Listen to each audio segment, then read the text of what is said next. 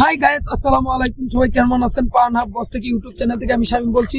আজকে গাজীপুর চলে আসছি তুলা গবেষণা কেন্দ্রে। তো এইভাবে কিভাবে তুলা হয়, আপনারা যারা গাজীপুরের আশেপাশে আছেন আপনারা দেখতে চান তো অবশ্যই ভিডিওটা দেখবেন।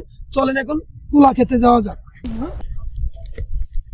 হাই গাইস, চলে আসছি তুলা খেতে। এখন আপনারা দেখবেন তুলা কিভাবে তৈরি করতে হয়। অবশ্যই তুলা খেতে চলে আসলাম। তুলা খেতে তুলা কিভাবে হয় অবশ্যই আপনারা ভিডিওটা দেখবেন। এই আসেন, দেখেন আসলে কিভাবে তুলা, এই যে তুলা, আমরা তুলা দিয়ে কিন্তু অনেক কিছু তৈরি করে থাকি, যেমন বালিশ, কম্বল, তারপরে অনেক কিছু হয়, সুতাও হয়।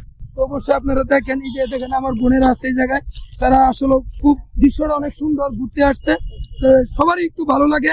অপডে যাদের আছে তাদের সবসময় একটু ভালো কিছু বিনোদনের জায়গা হয়ে থাকতে পারে, যেরকম এটা তুলা গবেষণা কেন্দ্র।